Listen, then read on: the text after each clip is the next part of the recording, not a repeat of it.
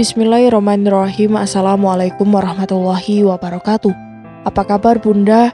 Semoga Allah selalu memberikan kesehatan dan rezeki yang berlimpah. Pada kesempatan kali ini, Hanum akan meneruskan sebuah kisah yang berjudul Bukan Menantu Impian. Buat para pendengar setia arah cerita yang belum nonton video sebelumnya, silahkan buka linknya di deskripsi ya. Nah, biar makin seru, langsung saja kita ke ceritanya.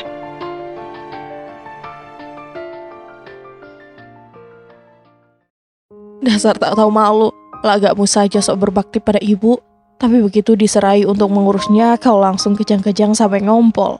Kalau memang kamu benar sayang sama ibumu, kenapa kamu gak mau mengurusnya, Mbak? Kenapa tanggung jawab seperti itu harus kamu serahkan pada iparmu? Aku tak mau kalah sadis memainkan emosinya. Kamu? Ia merangsek maju, selangkah pun aku tak surut jika ia menginginkan bahu hantam denganku sekarang juga. Apa? Mau memukulku? Silakan, ayo pukul, tantangku sambil menyodorkan sebelah pipi. Mbak Wiwi tak jadi menyerangku, mungkin sedang mempertimbangkan situasi di sini. Kami sedang di tempat umum sekarang. Aku akan pastikan adikku meninggalkanmu, dasar perempuan mandul tak berguna. Sebagai gantinya, ia kembali menyerang secara verbal, menyumburku dengan kata-kata kasar yang menyakitkan. Sungguh, kata mandul itu amat mengusik harga diriku sebagai wanita. Tapi aku tak akan membiarkan kakak iparku ini membuatku kalah. Emosi hanya akan menumpulkan logika. Kata-kata itu kembali terngiang di kepala. Aku tak boleh kehilangan logika. Aku tak mau kalah karena gegabah. Sekarang kamu mau mengataiku apa saja, Mbak? Kita sama-sama perempuan. Apapun yang sedang kamu perbuat padaku saat ini, bukan tak mungkin suatu hari akan berbalik padamu, ujarku. Apa maksudmu? Ia bertanya. Kamu sangat ingin aku kehilangan suamiku. Siapa tahu nanti justru kau yang akan kehilangan suamimu. Ia tersenyum mengejek, agaknya seolah menyepelekan ucapanku. Ciri khas manusia sombong yang tak ingat kalau roda kehidupan itu terus berputar. Itu tidak mungkin, Laras. Aku telah memberikan 3 orang anak untuk Mas Denny. Itu kebanggaanku. Aku telah sempurna sebagai wanita, ucapnya sesumbar. Yang membuat laki-laki pergi bukan cuma karena tak adanya keturunan, Mbak. Istri yang tak pandai merawat diri, culas, dan tak bisa menghargai suami juga bisa saja ditinggalkan meski telah melahirkan selusin anak. Aku tersenyum lebar setelah mengatakannya. Mbak Wiwi tampak syok oleh kata-kataku barusan. Wajahnya berubah memerah. Lagi-lagi dia yang kalah karena terpancing emosinya. Dalam hitungan detik ia maju lalu menampar wajahku. Bertepatan dengan itu, Mas Rusdi pun keluar dari ruang rawat ibu. Mbak Wiwi, apa-apaan Mbak ini? Mas Rusdi membentak kakaknya dan segera merangkulku. Dia yang mulai duluan, Rusdi. Suara Mbak Wiwi meninggi beberapa oktav. Cukup, Mbak, aku kenal watakmu juga watak Laras. Dan aku tak terima Mbak memukul istriku. Sudah banyak dia mengalah, tapi kalian selalu memprovokasi. Tindakanmu kali ini sudah kelewatan batas, Mbak. Mas Rusdi tampak murka. Urat-urat halus di pelipisnya bertocolan. Saking ia geram tapi harus menahan diri pada kakaknya. Tadi ibu bersikeras tak mau bertemu Laras. Itu artinya ibu sudah tidak bisa tinggal di rumah kami, karena itu adalah rumah Laras. Kau rawat dah ibu. Untuk biaya ibu sehari-hari akan aku kirim setiap gajian. Kedua mata Mbak Wiwi membelalak lebar bagai hendak copot dari rongganya. Enak saja kamu, Rusdi. Jangan bebankan tugasmu ke aku dong. Ia protes sambil melangkah mendekat pada Mas Rusdi. Tugas merawat ibu bukanlah beban, Mbak. Bukan aku yang tak mau merawatnya, tapi aku bisa apa saat ibu bersikeras tak mau menerima Laras istriku? Kau ceraikanlah dia, lalu nikahi Rina. Itu adalah satu-satunya solusi. Ia setengah berteriak seraya telunjuknya diarahkan ke wajahku. Enggak, Mbak, satu-satunya solusi terbaik bagi semuanya hanya jika ibu mau berdamai dengan Laras, serta kalian semua berhentilah merecoki rumah tangga kami, ucap Mas Rusdi tegas dengan ekspresi wajah keras. Ayo Ras, kita pulang. Mas Rusdi membimbingku berjalan lalu berbalik pergi. Saat melangkah membelakanginya, aku menoleh ke belakang, lalu mengedipkan sebelah mata kepada Mbak Wiwi. Sungguh, aku sangat menikmati kemenanganku kali ini. Kamu gak apa-apa sayang? Mas Rusdi bertanya sambil menilik bekas tamparan kakaknya di wajahku tadi. Gak apa mas, cuma kaget aja, jawabku sok kalem. Padahal jiwa preman dalam diri ini begitu meronta-ronta, menuntut pembalasan pada kakak ipar sialan itu. Maafkan kakakku Ras, aku janji ini terakhir kalinya mereka menyakitimu. Ia berucap dengan raut wajah sedih. Iya mas, tapi apa kamu serius mau menitipkan ibu tinggal di rumah Mbak Wiwi? Mas Rusdi termenung sejenak. Tidak ada pilihan lain buat ibu Ras. Ini konsekuensi yang harus mereka terima karena terus memusuhi kamu. jawabnya kemudian. Aku mengerti ini adalah keputusan sulit bagi suamiku. Ia menyayangi ibunya, tapi kami juga buntu dengan sikap ibu yang kerap menyulut api pertengkaran. Hidup kami hampir tak pernah damai sejak kehadirannya di rumah. Niat ingin berbakti malah dimusuhi. Kita pulang ya sayang, kamu pasti capek banget. Dari pulang kerja belum sempat istirahat, sudah harus ke rumah sakit, ajak Mas Rusdi. Iya mas, kuiyakan saja ajakan suami. Tubuh ini memang benar terasa letih. Ingin rasanya berselonjor santai di atas tempat tidur, pasti nyaman sekali rasanya. Sebelum sampai rumah, Mas Rusdi mengajak mampir dulu ke depot sate langganan.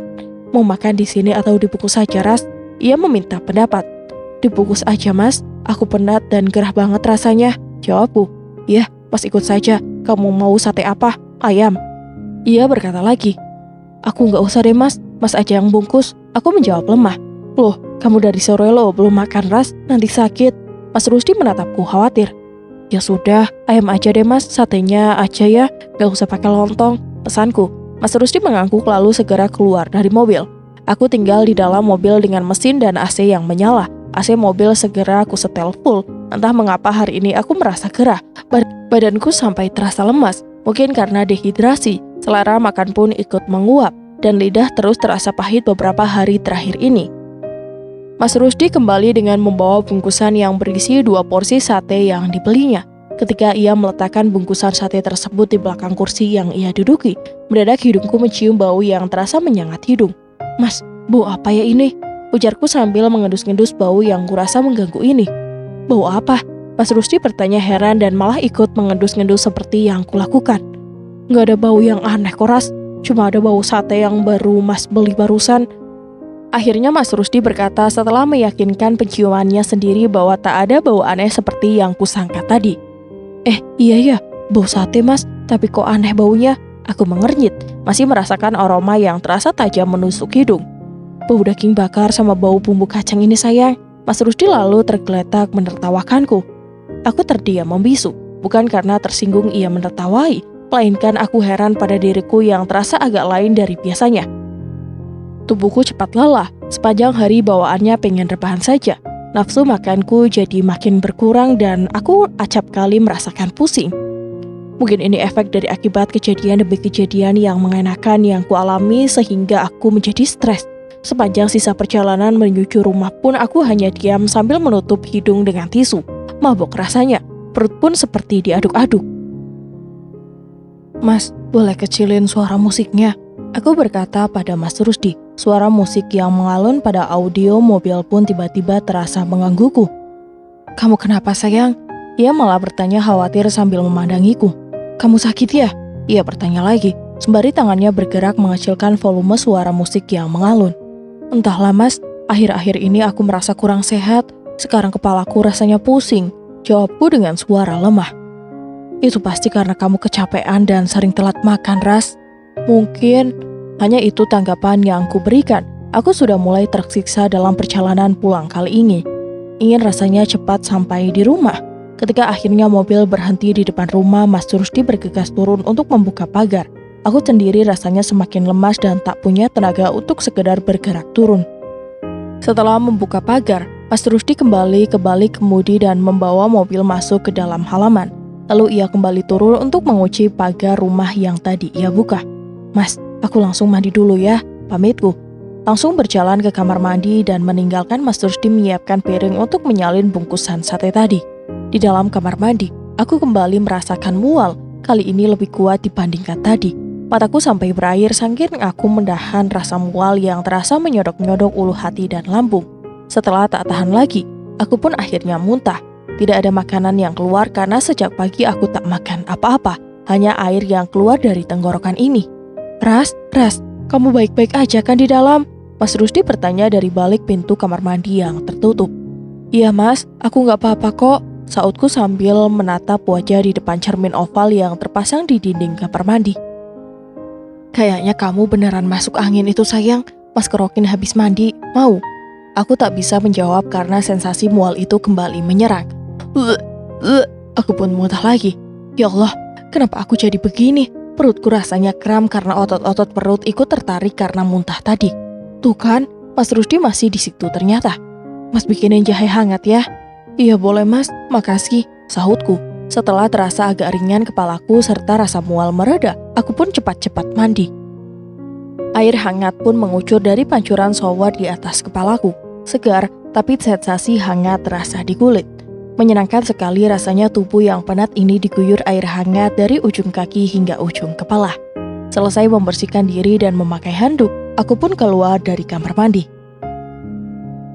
Cepat ganti baju sayang, nanti jahenya keburu dingin, satenya juga sudah dingin tuh, ujar Mas Rusdi ketika aku berjalan melintasi dapur menuju kamar. Sahutku lalu melangkah cepat menuju kamar untuk menggunakan pakaian. Kupilih pakaian yang menurutku nyaman dikenakan dalam kondisi tak enak badan begini. Sweater longgar dipadu dengan celana katun panjang dan juga longgar, motif bani. Diminum dulu itu jahenya Ras, perintah Mas Rusdi ketika aku datang menghampirinya. Wajah kamu kok pucat sayang? Ia berkata. Gak tahu mas, belakangan aku memang agak gak enak badan. Kalau bangun pagi aku juga agak mual dan pusing mas. Aneh, Mas Rusdi mengernyitkan kening, memikirkan kondisiku yang memang tak seperti biasanya. Aku meneguk air jahe hangat yang disediakan Mas Rusdi dalam cangkir di atas meja. Terasa hangat dari tenggorokan hingga ke perut. Aku beralih menatap sate yang sudah disalin ke dalam sebuah piring dengan tak berselera. Rasanya perutku penuh dan tak ingin diisi dengan makanan apapun. Loh, kok cuma diliatin aja? Ayo dimakan Ras, perutmu kosong itu. Ujar Mas Rusdi tatkala aku hanya menatap makanan yang dibelinya itu tanpa ada niat untuk menyentuhnya. Aku gak pingin makan mas. Makanlah sayang, tak baik membuang-buang makanan. Di luar sana banyak orang yang kelaparan karena tak ada yang hendak dimakan. Masa kita makan dibuang-buang sih? Ucapan Mas Rusdi memang benar. Lagian juga tadi aku mengiyakan ketika ia menawari membeli sate. Ku coba meraih satu tusuk sate, menggigitnya, lalu mengunyah pelan. Satu tusuk habis beralih ke tusukan sate yang kedua, masih mampu ku makan. Hingga yang ketiga, perutku kembali berontak dan tak terkendali. Sambil berlari aku menuju wastafel, lalu memuntahkan semua isi perut. Nafasku sampai terengah-engah dan tenggorokan seperti terbakar rasanya. Mas Rusdi setengah berlari mendekatiku, lalu memijit-mijit tengkukku pelan. Sebaiknya kita ke dokter saja Ras. Aku menggeleng cepat. Kurasa tak ada yang serius hingga merasa perlu ke dokter. Gak perlu mas, aku cuma masuk angin aja kok. Besok juga udah enakan, jawabku. Ras, jangan-jangan kamu hamil. Ucapan Mas Rusdi membuatku kaget. Perlahan kubalikan tubuh hingga menghadapnya. Ia menatapku dengan ekspresi penuh harap. Entahlah mas, aku belum cek sih. Tapi bulan ini memang aku sudah telat 2 minggu. Aku berkata sambil mengingat-ingat jadwal menstruasi terakhirku. Kamu mungkin hamil Ras, senyum mengembang di wajah Mas Rusdi. Tapi aku justru bingung. Dalam hati aku juga berharap bahwa aku memang sedang hamil. Tapi aku takut.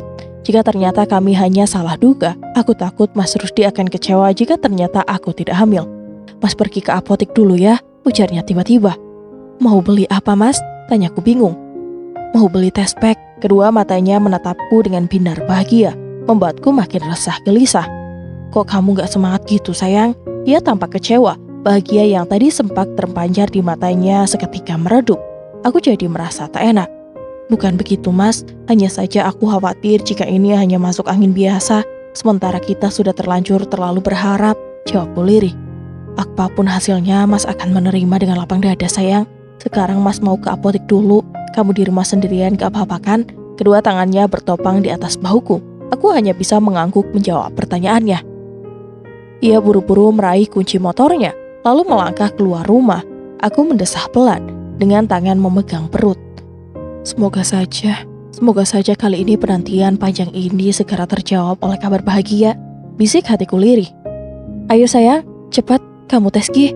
Mas Rusdi berkata seraya menyerahkan sebuah kantong plastik berisi test pack yang ia beli. Aku melongok isi kantong. Bukan cuma 1 test pack yang dia beli, melainkan 5. Kok banyak banget mas beli test packnya? Tanyaku. Ia meringis sambil menatapku. Sengaja, biar bisa tes berkali-kali agar lebih yakin dengan hasilnya. Aku tertawa mendengar jawaban suamiku itu, lalu pergi ke kamar mandi untuk membawa test pack. Mas Rusdi mengekor di belakang. Mas mau ikut masuk juga?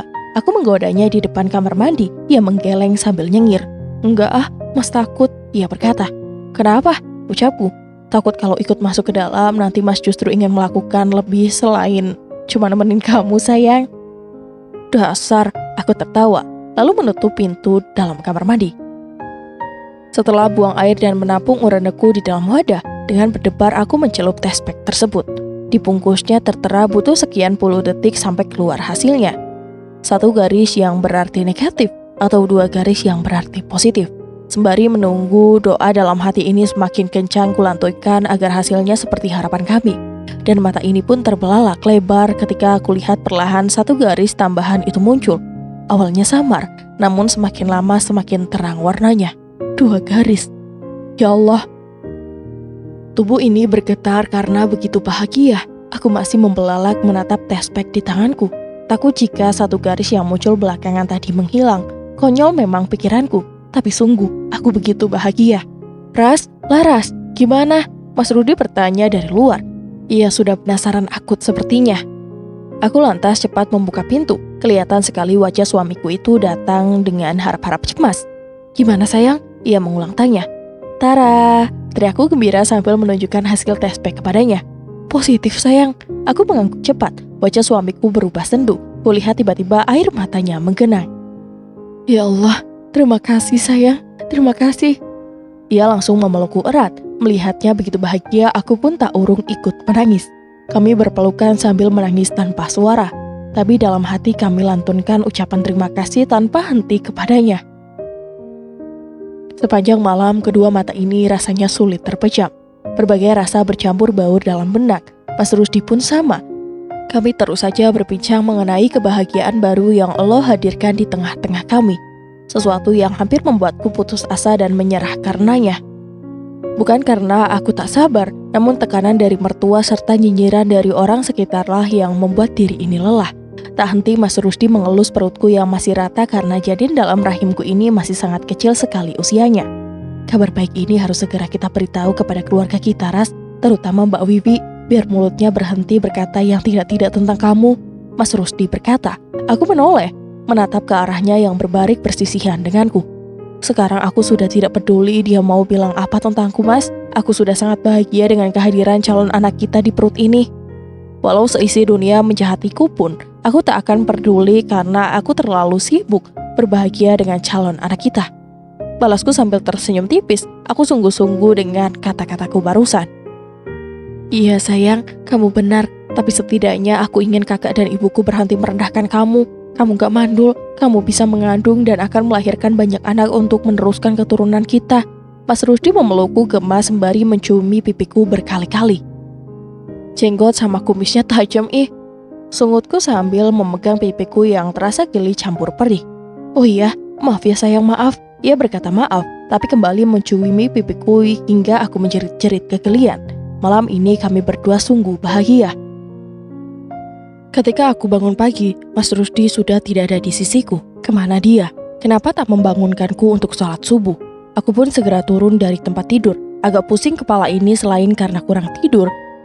Morning sickness sepertinya mulai rutin menyerang. Agak terhuyung aku berjalan menuju kamar mandi dan sedikit terkejut ketika mendapati suamiku tengah berjibaku dengan cucian pakaian kotor kami. Kok Mas yang cuci? Tegurku. Ia yang menyadari kehadiranku jadi terlonjak kaget begitu mendengar suaraku. Kamu sudah bangun? Ia malah balik bertanya. Ya kalau masih tidur masa bisa berdiri di sini sih Mas? Runggutku sambil terus melangkah ke kamar mandi. Mas Rusdi terkekeh mendengar jawabanku. Lalu bertanya, mau kemana sayang? Pipis, gosok gigi, sama wudhu. Jawabku lalu menutup pintu kamar mandi. Selesai sholat subuh aku kembali menuju dapur. Hari ini kebetulan hari Minggu. Aku dan Mas Rusdi berencana hanya ingin di rumah saja. Loh, Mas lagi ngapain? Aku lagi-lagi dibuat kaget oleh Mas Rusdi saat mendapatinya tengah duduk di depan kompor. Bikin sarapan buat kamu, aku dan calon anak kita sayang. Ia menjawab. Aku tersenyum sendiri melihat ulah suamiku sedari subuh tadi. Kamu kok jadi rajin banget, tumben. Ucapku sambil duduk di salah satu kursi yang mengelilingi meja makan. Kan aku harus jadi suami siaga. Ia menjawab sambil tangannya asik mengaduk-aduk sesuatu di dalam kuali. Entah apa yang dimasaknya itu. Bikin apa itu Mas? Aku bertanya penasaran. Nasi goreng telur, kesukaan kamu. Aku mencebik. Kesukaan Mas sih itu, sautku lalu mengulum senyum. Tak lama ia menghampiriku sambil membawa 2 piring berisi nasi goreng buatannya. Harus habis pokoknya, pesannya sambil menatapku. Ini porsi kuli Mas. Aku memprotes begitu nasi goreng dalam porsi besar itu terhidang di hadapanku, sepiring penuh. Kan kamu sekarang udah gak sendirian lagi sekarang, Ras. Porsi makannya harus ekstra, ujar Mas Rusdi. Ya gak gini juga kali, Mas. Aku menatap ngeri pada makanan di depanku ini. Ya sudah, kamu makan saja semampunya, sisanya nanti Mas yang habisin, ucapnya. Lalu mulai makan. Aku pun mulai menyendok makanan ke mulut. Lumayan enak juga masakan Mas Rusdi. Kamu gak mau kemana-mana hari ini? Mas Rusdi bertanya saat kami sedang duduk berduaan sambil menonton siaran televisi. Enggak, kan kita hari ini rencananya di rumah aja, jawabku. Kenapa Mas? Kamu punya rencana lain? Aku balik bertanya padanya. Enggak sih, ya sudah, kita di rumah saja, bertiga sama anak kita. Sedang asik-asiknya aku dan Mas Rusdi bercengkrama, tiba-tiba ponselnya berbunyi. Mas Rusdi melihat ponselnya yang terus berdering tapi seolah ragu hendak menjawabnya. Kok nggak diangkat, Mas? Siapa yang telepon? Tanyaku. Raut wajah Mas Rusdi yang tadinya ceria berubah kaku. Mbak Wiwi, jawabnya kemudian. Aku menghela napas. Paham kini mengapa ia enggan menjawab dering telepon itu. Ia letakkan lagi ponselnya di atas sofa yang kami duduki. Hingga dering telepon tersebut mati tanpa terjawab panggilannya. Namun baru saja mati, kini ponsel tersebut berbunyi lagi. Sang penelpon masih sama, Mbak Wiwi. Mas, kenapa nggak diangkat aja sih? Ujarku. Malas, paling juga mau marah-marah. Siapa tahu penting, Mas. Biarin saja sayang, sekali-kali kita meet teman. Dari Senin hingga Jumat Mas dinas. Sekarang saatnya Mas habiskan waktu bersama istri cantik di sebelahku ini. Di akhir kalimat Mas Rusdi memeluk tubuhku erat lalu mencium pucuk kepalaku dalam-dalam. Meski suamiku berkata seperti itu, namun tak ayal aku terganggu juga dengan ponselnya yang terus berdering itu. Sebentar, Mas nonaktifkan saja ponselnya, ia berkata. Lalu meraih dan meng-off-kan ponselnya yang berisik sedari tadi itu. Hening sejenak setelah ponsel Mas Rusdi off, namun ternyata tak lama kedamaian ini kami rasakan. Ponselku tiba-tiba berbunyi.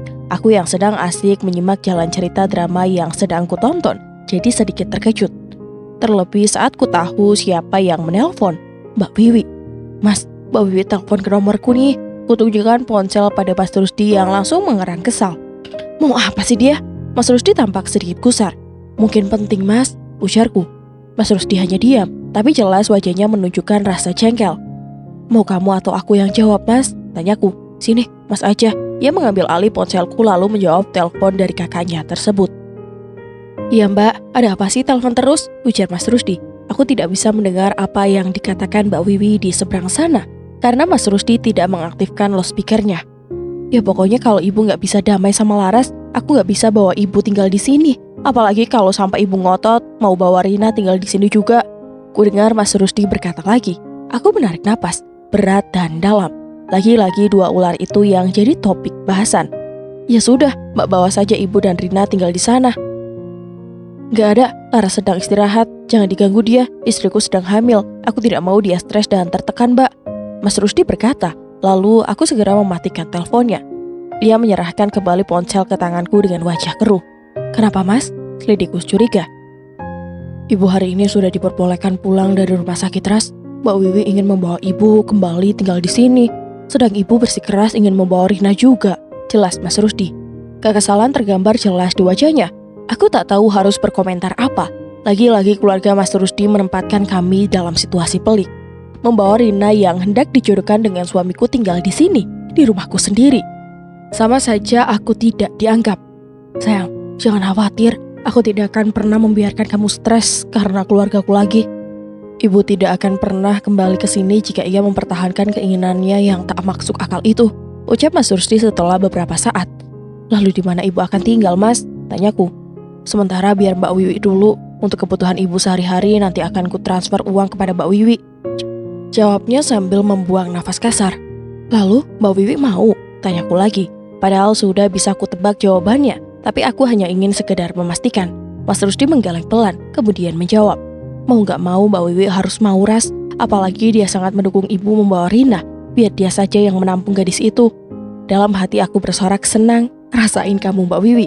Biar dia rasakan sendiri bagaimana repotnya mengurus ibunya itu. Hanya taunya cuma mencelaku terus yang tidak becus merawat mertua. Kita lihat seberapa tahan dia mengurus ibunya sendiri yang luar biasa itu. Aku tersenyum sendiri, membayangkan segala kerepotan yang akan dialami oleh kakak iparku itu.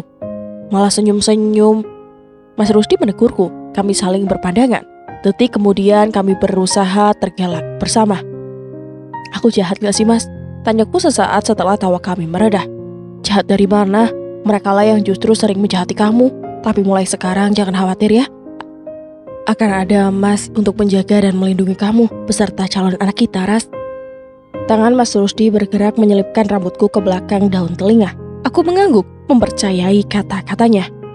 Aku mengabarkan mengenai berita kehamilan ini pada keluargaku, termasuk Mbak Niken. Seperti halnya aku dan Mas Rusdi, mereka juga sangat bahagia menyambut berita kehamilanku ini.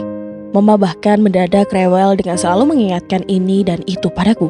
Segala macam pantangan dan mitos warisan leluhur juga dijejalkan padaku. Kalau mandi handuknya jangan dililit ke leher, Ras, nanti tali pusar bayinya kelilit. Kalau lagi mandi jangan duduk di depan pintu, Ras, nanti pas anaknya mau lahir terhalang jalan lahirnya. Jangan keluar maghrib-maghrib, jangan lupa selipin gunting, silet atau paku kalau mau pergi-pergi, Ras. Itu masih sebagian kecil, masih ada lagi. Ras, kalau perempuan hamil itu jangan keluar malam-malam, perempuan hamil itu wangi, banyak makhluk halus yang mendekat nanti, ucap Mama suatu hari ketika aku mengunjungi bersama Mas Rusdi. Ah, Mama kok masih percaya sama mitos sih? Sahutku dengan bibir cemberut. Dibilangin gak percaya, seru Mama. Udah Ras, iyain aja. Mbak Niken menimpali obrolan antara aku dan Mama. Anak zaman sekarang kalau dikasih tahu malah ngeledek. Mama bersungut-sungut. Bukannya gitu mah, kita ini kan punya Allah, cukup tawakal aja, jangan percaya mitos apalagi tahayul, ujar Mbak Niken sambil menepuk lengan Mama. Ya pokoknya Mama berpesan kamu harus lebih berhati-hati, Ras. Rusdi, Mama beralih kepada Mas Rusdi yang sedari tadi tampak sibuk dengan ponsel di tangannya. Iya Mah, sahut Mas Rusdi. Mama titip Laras dan calon cucu Mama ya, ucap Mama kemudian. Iya, aku juga titip adik dan calon keponakan kurus, jangan sampai kejadian kemarin terulang lagi. Mbak Niken nyeletuk, seketika menarik perhatian Mama. Ucubit pahanya gemas, kakakku pun spontan berteriak kesakitan sambil memelototiku. Namun ia lalu sadar telah kelepasan bicara. Mas Rusdi sendiri mendadak pucat. Ia tentu merasa tidak enak kejadian lalu tiba-tiba terungkit tak sengaja, padahal kami telah sepakat berdamai dan saling memaafkan. Kejadian apa, Ken? Mama bertanya pada Mbak Niken yang masih meringis menahan sakit sambil mengelus bagian pahanya yang habis kucubit tadi. Itu mah. Biasalah mah, aku dan Mas Rusdi sempat bertengkar kemarin, lalu aku curhat pada Mbak Niken. Aku menyahut. Mama menatap kami bertiga bergantian, aku, Mas Rusdi, serta Mbak Niken. Kalian ini dikit-dikit berantem. Laras, kamu jangan terlalu keras kepala sama suami. Rusdi, kamu juga kalau Laras keras, jangan dilawan dengan keras juga, nasihat Mama. Aku dan Mas Rusdi hanya mengangguk saja. Yang penting tragedi kemarin jangan sampai ketahuan oleh Mama. Mama bisa lebih heboh dibanding Mbak Niken. Soalnya jika sampai tahu perlakuan mertua serta iparku. Mas, sudah malam, kita pulang yuk, aku berkata pada Mas Rusdi. Iya, pulang Gi, jangan sampai kemalaman, celotuk Mbak Niken. Aku dan Mas Rusdi pun pamit serta mencium punggung tangan Mama dan Mbak Niken satu persatu. Sampai di rumah kami berdua terkaget-kaget saat melihat Mbak Wiwi dan suami tengah bercokok di depan pagar rumah kami yang terkunci. Begitu menyadari kedatangan kami, kakak iparku yang bawaannya selalu panasan itu langsung bersiap memberondong kami berdua dengan kata-kata pedas. Mbak, ngapain di sini? Mas Rusdi melempar tanya begitu turun dari mobil. Ngapain kamu bilang? Kata Mbak Wiwi melotot tajam, menatapku dan Mas Rusdi bergantian, lalu berhenti lama menatapku. Kau ini Rus, tega-teganya menelantarkan ibu. Ia mulai menyerang suamiku. Menelantarkan bagaimana Mbak? Kan sudah aku jelaskan di telepon kemarin. Kalau mau tinggal di rumah Laras jangan bersikeras membawa Rina juga. Laras ini masih istriku Mbak. Tolonglah kalian hargai, ucap Mas Rusdi dengan wajah memelas. Wah, Mbak Wiwi mendegus kesal, melirik sinis padaku. Mentang-mentang dia lagi hamil, kau ingin kami menghargai sementara kau tak mau mengurus ibumu sendiri ya? Ia berkata lagi, intonasinya masih sama, ngegas.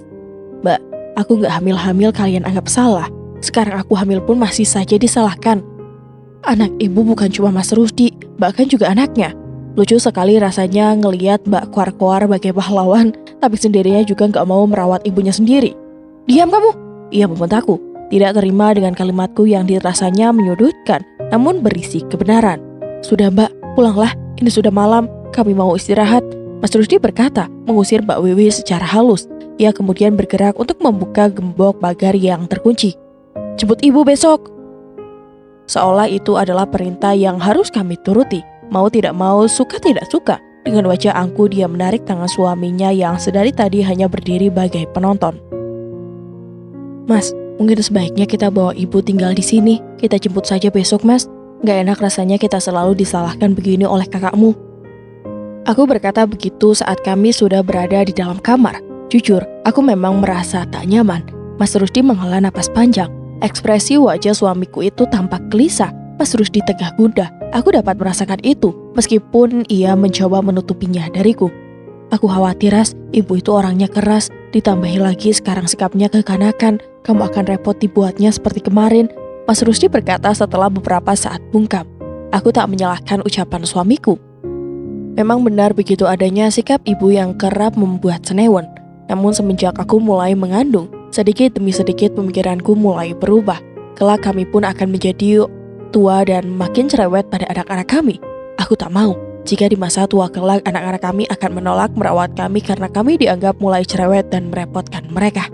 Gak apa Mas, insya Allah aku siap, ucapku mantap. Mas Rusdi menatapku dalam. Ada sorot khawatir yang terlihat di kedua bola matanya. Ku genggam tangan suamiku, meremasnya lembut sambil menyuguhkan senyuman. Kamu yakin? Aku mengangguk sebagai jawaban. Baiklah kalau itu maumu, semoga keputusan ini tidak salah, ujarnya dengan nada lemah.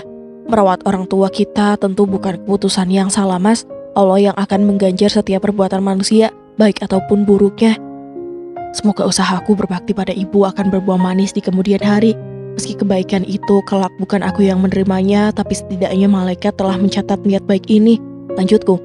Mas Rusdi melepaskan genggaman tangannya dan langsung memelukku erat. Terima kasih ya sayang, semoga ibu segera disadarkan bahwa sesungguhnya ia amat beruntung memiliki menantu seperti kamu, Laras. Ia membisik di telingaku sembari mengusap lembut punggung ini. Kita doakan saja, Mas, tidak ada yang tidak mungkin, karena Allah maha membolak-balikan hati manusia, balasku. Iya, sebentar lagi aku akan menjadi seorang ibu untuk mendidik anakku kelak menjadi seseorang yang berbudi pekerti baik. Tentunya harus memulai dari diri sendiri. Harus bisa merekan ego, juga mengesampingkan gengsi. Bagaimanapun juga, ibu Mas Rusdi adalah ibuku juga. Mungkin dalam perilaku pun ada yang salah selama melayaninya dulu. Terlepas aku menantu impian atau bukan, tetap saja aku harus menghormati dan menyayanginya agar kelak anak-anak atau menantuku pun akan melakukan hal yang sama padaku. Perlahan kulepaskan pelukan Mas Rusdi, kutatap matanya untuk meyakinkan bahwa aku siap menerima kembali kehadiran ibunya di rumah ini. Bagaimana dengan Rina? Mas Rusdi bertanya ragu. Aku pun bukannya tak risau mengenai perempuan itu, namun aku yakin apa yang ditakdirkan untuk jadi milikku maka orang lain tak akan bisa mengambilnya. Mas gak ada perasaan khusus kan sama dia? Tanyaku, lalu melempar senyum dengan ekspresi jenaka di wajah. Sama sekali enggak sayang, aku cuma mencintai kamu. Ia menjawab dengan nada tegas. Kalau begitu apa yang harus aku khawatirkan? Selagi dia tidak melampaui batas, aku akan mencoba menolerir kehadirannya di tengah-tengah kita, Mas. Tegasku mantap. Nah gitu dong, seharusnya dari kemarin kalian bikin keputusan begini, Rusdi. Laras, kalau dari awal seperti ini kan kita nggak perlu gontok-gontokan. Mbak Wiwi berkata dengan gayanya yang menurutku sangat memuakkan saat kami tiba di rumahnya untuk menjemput ibu dan juga Rina. Sudahlah Mbak, aku nggak mau terpanjang lebar lagi. Sekarang tolong minta ibu agar segera bersiap-siap, ucap Mas Rusdi dengan raut wajah kesal yang tak dapat ditutupi. Senyum di wajah Mbak Wiwi seketika memudar, berganti ekspresi jengkel saat mendengar ucapan suamiku. Laras, udah bagus seperti ini, kamu jangan bikin ulah lagi sama ibu kalau nanti dia sudah tinggal di rumah kalian. Kali ini ia beralih padaku. Aku tak perlu repot-repot membela diri kali ini. Mas Rusdi sudah siap pasang badan untukku. Jangan singgung Laras, Mbak. Bukan dia yang selama ini suka bikin ulah. Mbak Wiwi terlihat makin kesal. Wajah bundarnya makin berlipat di bawah dagu kala ia sedang kesal begitu. Ia berdiri dari duduknya dengan kaki menghentak ke lantai. Ia mendekus keras sebelum akhirnya masuk ke dalam, meninggalkanku yang hanya berdua dengan Mas Rusdi di ruang tamu rumahnya. Tak berapa lama, Mbak Wiwi beserta ibu dan perempuan bernama Rina itu keluar bebarengan. Tuh Bu, dijemput sama Rusdi dan Laras, ibu sama Rina mulai malam ini akan tinggal di rumah mereka. Mbak Wiwi berkata seraya matanya melirikku penuh arti. Aku tahu maksudnya, iparku ini sedang mencoba memprovokasi kami agar panas lagi. Tapi aku sudah bertekad, niat pun telah bulat, akan kurawat ibu mereka meski ia membenciku. Benar begitu Rusdi? Jadi akhirnya Laras mau menerima kami kembali di rumah kalian? Ibu Mas Rusdi bertanya. Tapi berbeda dengan Mbak Wiwi, ia justru tak mau memandangku. Kata kami yang diucapkan tadi berarti dia dan Rina. Hati ini merasa kecut, tapi kupaksa untuk berlapang dada mengikuti apa maunya saat ini. Sudah Bu, jangan berkata yang bisa memancing keributan. Ayo kita pulang, ini sudah malam. Mas Rusdi menyelah. Kami pun segera keluar dari rumah Mbak Wiwi. Mas Rusdi membantu menaikkan koper dan sebuah tas berisikan barang-barang milik ibu dan Rina. Sepanjang perjalanan menuju rumah, kami semua hanya diam. Hanya batuk ibu sesekali yang terdengar. Mas Rusdi fokus pada kemudi sambil matanya lurus ke depan. Dengar-dengar kamu lagi hamil Laras, tiba-tiba ibu berkata. Nada suaranya seperti tak begitu senang. Iya Bu, alhamdulillah, jawabku. Pantas kamu baik-baik sama kami, takut kualat. Pertanyaan yang sama sekali tak pernah kuduga keluar dari mulut wanita itu. Bu, Mas Rusdi menegur ibunya. Perasaanku sebenarnya sangat sakit ketika mendengar ucapan ibu tadi. Tapi aku berusaha tampak tegar dan tak terpengaruh sama sekali. Memang benar kan? Dia mengajak kami tinggal di rumah kalian lagi, pasti dia takut kualat dan nanti pas bayinya lahir kenapa-napa. Cekit! Aku hampir terpental di depan karena Mas Rusdi mengerem secara tiba-tiba. Untung jalanan telah sepi, sehingga tidak ada kendaraan yang bisa saja menabrak kami dari belakang. Mungkin karena sudah larut, jadi tidak terlalu banyak kendaraan yang berlalu lalang. Kutatap suamiku, ekspresi wajahnya yang mengeras membuatku sedikit ngeri. Dengan gusar Mas Rusdi memutar tubuh agar bisa menghadap ke ibunya. Ibu sadar gak sama ucapan ibu tadi?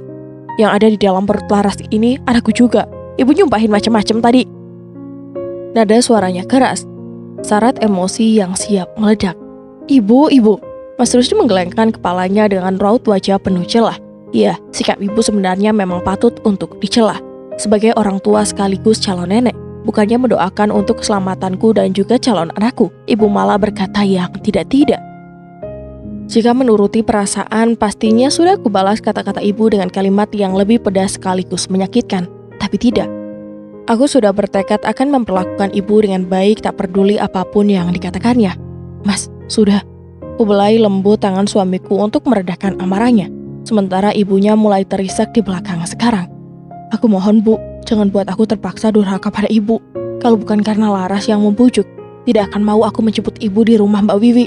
Mas Rusdi berkata lagi, tapi kali ini nadanya sudah melunak. Kubelai lengan suamiku dengan lembut untuk menenangkan hatinya. Mas, sabar, ucapku lembut. Untuk beberapa detik kami semua diam dan larut dalam pikiran masing-masing. Setelah aku lihat Mas Rusdi sudah agak lebih tenang, ku minta padanya untuk melanjutkan perjalanan kami. Ayo sayang, kita lanjutkan lagi perjalanannya. Hari sudah malam. Hanya anggukan kepala tanpa kata yang dilakukan Mas Rusdi. Sesampainya di rumah kami, Mas Rusdi menurunkan kedua tas milik ibu dan Rina, sementara aku membuka pintu rumah. Selamat datang kembali Bu. Laras harap kedepannya hubungan kita makin akur sebagai menantu dan mertua. Kalau Laras ada salah, tolong maafkan. Anggaplah Laras seperti anak ibu sendiri. Ujarku pada ibu saat aku mengantarnya menuju kamar yang pernah ditempatinya. Wanita parubaya itu diam saja, tapi juga tak ketus seperti tadi. Buatmu juga Rin, aku minta maaf kalau pernah kasar dan menyinggung perasaanmu. Aku beralih pada Rina. Perempuan itu hanya mengangguk dengan ekspresi sungkan pada wajahnya. Selamat istirahat semuanya, ucapku sekali lagi sebelum meninggalkan mereka menuju kamarku sendiri. Pagi ini tak seperti biasanya. Saat menuju dapur untuk membuat sarapan sebelum berangkat ngantor, di meja makan sudah tersaji makanan yang aromanya menggugah selera. Ibu Mas Rusdi sudah duduk di atas kursinya, sementara Rina tampaknya sedang membuat minuman. Pagi Bu, sapaku. Mas Rusdi muncul di belakangku. Pagi, saut wanita itu singkat. Aku melempar senyum ke arah Mas Rusdi mengisyaratkan bahwa ini pertanda baik. Kami lalu menyusul bergabung bersamanya di meja makan. Rina datang membawa sebuah nampan berisi 4 gelas minuman, 3 gelas teh hangat, 1 gelas susu coklat. Dengan gerakan hati-hati perempuan itu meletakkan gelas satu persatu di depan kami. Terakhir susu coklat ia taruh di depanku. Terima kasih, ucapku. Rina mengangguk lalu berkata, itu susu untuk ibu hamil, kupikir itu memang punya Mbak Laras. Iya, memang ini susu untuk wanita hamil yang kusimpan di rak, jawabku. Rina kemudian duduk di kursi sebelah ibu. Kami mulai makan. Sesekali kulirik ibu yang tampak tidak bersemangat menikmati sarapannya pagi ini. Mungkin efek pertengkarannya dengan Mas Rusdi tadi malam. Saat sudah selesai makan, tiba-tiba Rina berkata, besok aku mau pulang ke kampungku. Maaf kalau kemarin kehadiranku membuat semuanya ribut. Ucapnya jelas membuatku dan Mas Rusdi saling padang dengan perasaan kaget campur heran. Akan tetapi tidak dengan ibu mertua. Sepertinya dia dan Rina sudah membicarakan perihal masalah ini berdua semalam. Kau yakin tinggal sendirian di rumahmu, Rin? Tanyaku. Iya mbak, lagi pula jika tidak aku tinggali, siapa yang akan merawat rumah peninggalan orang tuaku itu? Di kampung juga akan berniat meneruskan usaha niaga yang diwariskan oleh almarhum bapak. Rina menjawab pertanyaanku. Entah dorongan dari mana, tahu-tahu tanganku sudah terulur menyentuh tangan perempuan di depanku ini. Sesaat, ia juga terkejut dengan apa yang kulakukan. Perempuan ini kini hidup sebatang kara tanpa ayah dan ibu. Juga tak memiliki saudara kandung untuk berbagi kisah dan kasih. Melihat sorot matanya yang memancarkan rasa kesedihan sekaligus kesepian, rasa benci yang dulu kusimpan untuknya, kini tiba-tiba menguap entah kemana. Jika itu sudah menjadi keputusanmu, kami hanya bisa mendoakan yang terbaik untuk Murin. Iya kan mas? Aku memandang Mas Rusdi di sebelahku yang kemudian mengangguk antusias.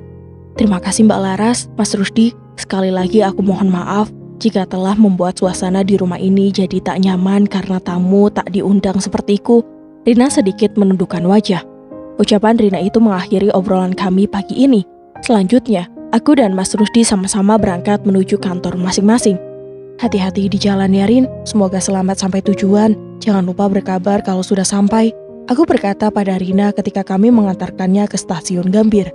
Gadis itu tersenyum sambil menatapku dan Mas Rusdi bergantian. Iya mbak, terima kasih sudah mau menampungku di rumah. Maaf kalau aku sudah banyak bikin salah sama Mbak Laras. Gadis itu menjawab.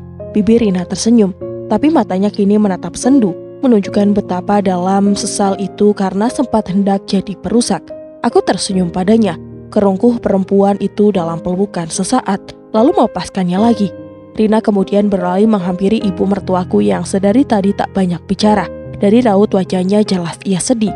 Tapi keputusan Rina juga ada benarnya. Lagi pula, sampai kapan dia mau bertahan di rumah kami? Mas Rusdi juga sudah menegaskan tak mungkin menuruti permintaan ibunya yang menghendaki ia menikah dengan Rina. Rina juga punya kehidupan sendiri. Dia masih muda dan jalannya masih panjang. Hubungan kami memang tak diawali dengan baik, bahkan cenderung penuh konflik. Tapi kini aku punya pandangan yang berbeda tentang perempuan ini. Dia hanyalah gadis lugu yang terbujuk rayuan serta janji-janji mertuaku yang ingin menikahkan dia dengan suamiku, Mas Rusdi. Tanpa ia sendiri sadar apa tujuan dibalik rencana perjodohan tersebut.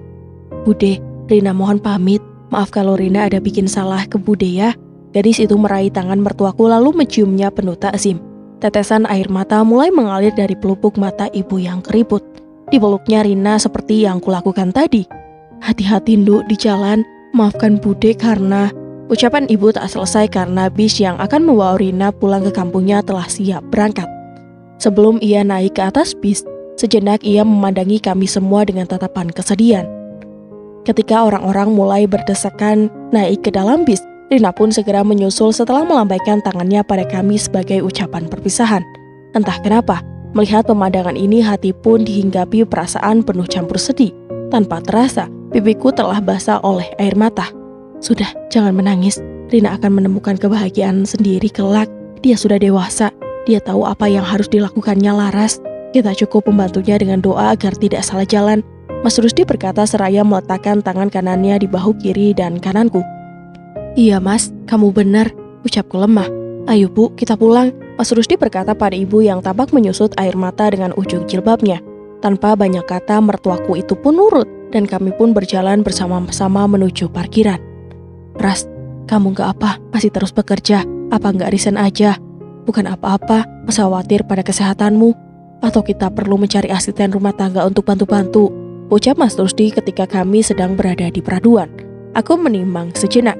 Sayang sekali jika harus resign dari pekerjaanku, terlebih aku tak mau bergantung sepenuhnya pada suami.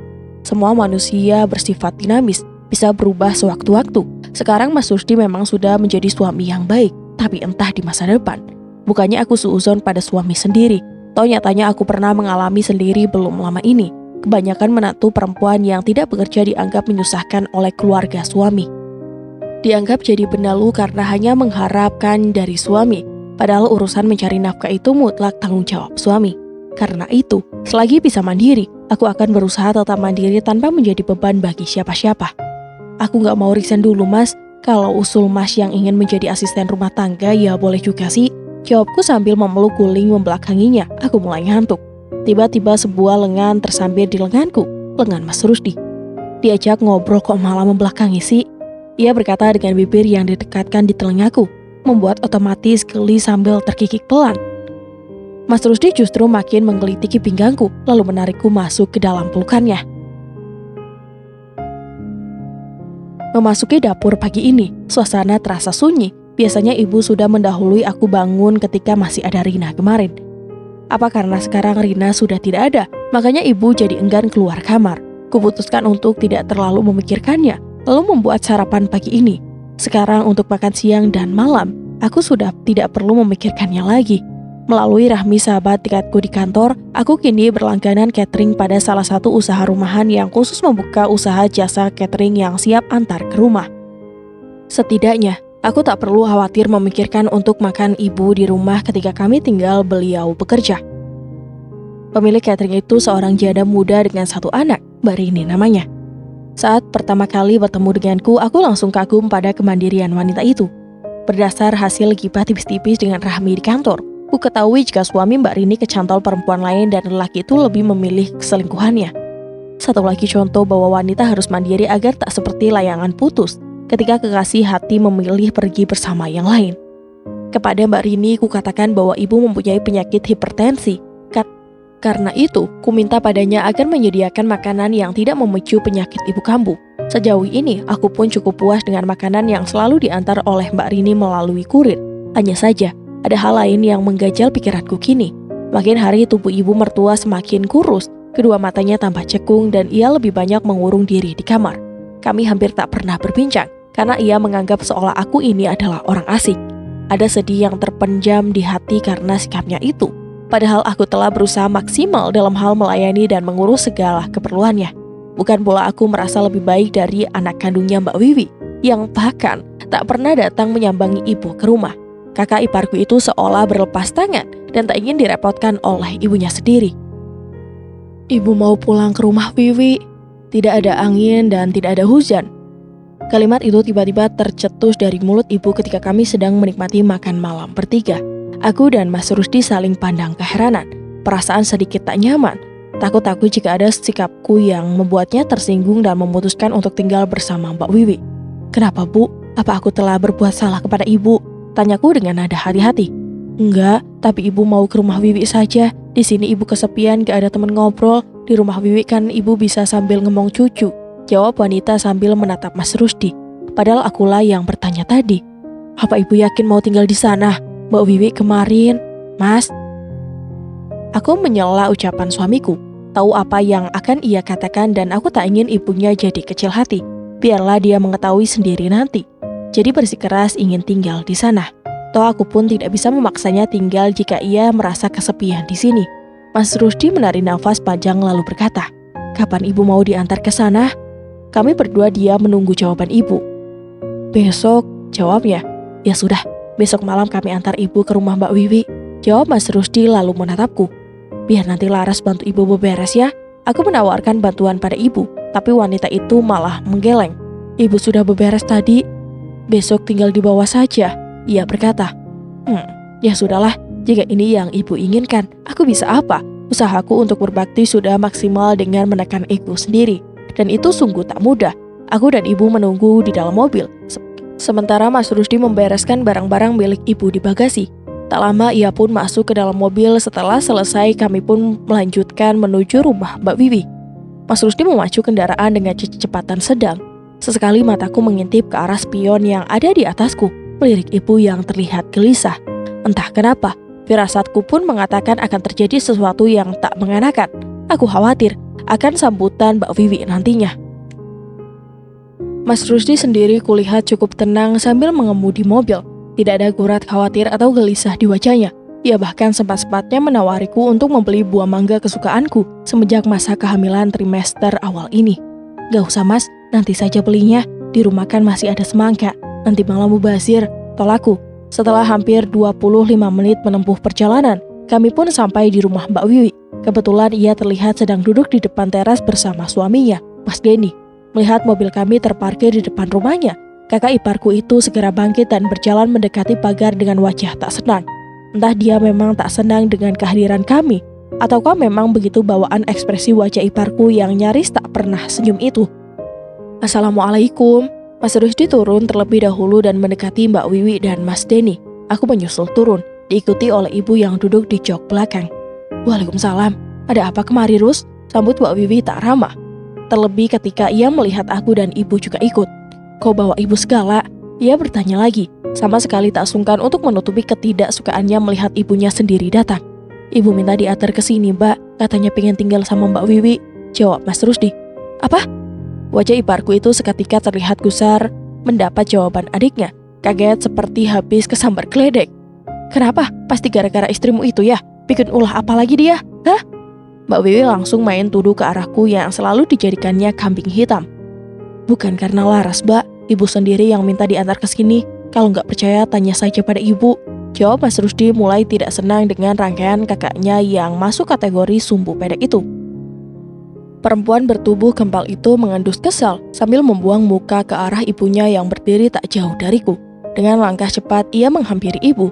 Bu, ngapain sih pakai minta antar ke rumahku segala? Ibu mau tinggal di sini? Mbak Wiwi bertanya ketus dengan wajah ditekuk. Iya, Wi, di rumah mereka ibu kesepian. Laras sama Rusdi kan kerja, jawab ibu. Ibu tuh kenapa sih? Makin tua kok makin banyak tingkah. Udahlah, betah-betahin aja di rumah mereka. Kau tinggal di sini, siapa yang akan mengurus ibu? Iparku ini entah terbuat dari apa hatinya, sehingga ia tega berkata demikian tanpa memikirkan perasaan ibunya yang sudah sepuh.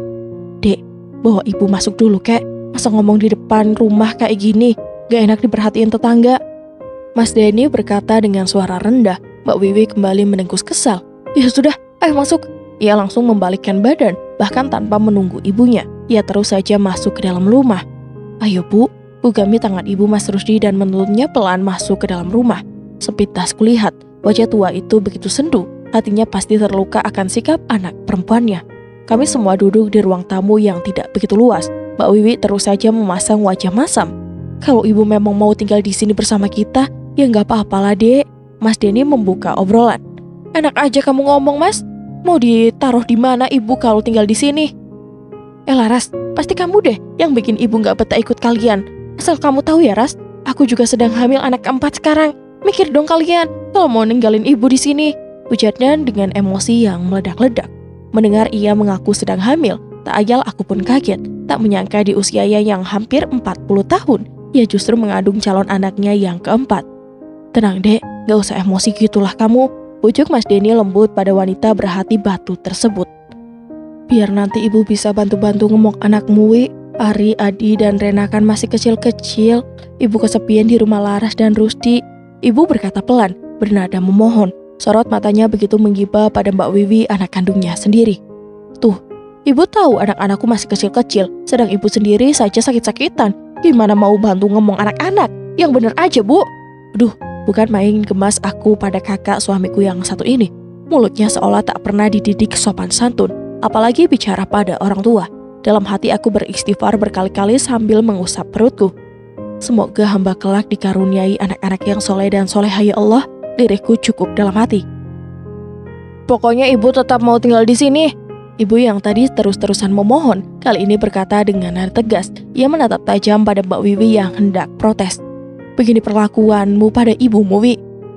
Dari sejak dalam kandungan hingga besar kamu ibu rawat, ibu cukupi semua kebutuhanmu, tapi begini balasan pada ibu. Suaranya terdengar bergetar. Aku tahu ibu sebenarnya sangat malu diperlakukan seperti itu di depanku.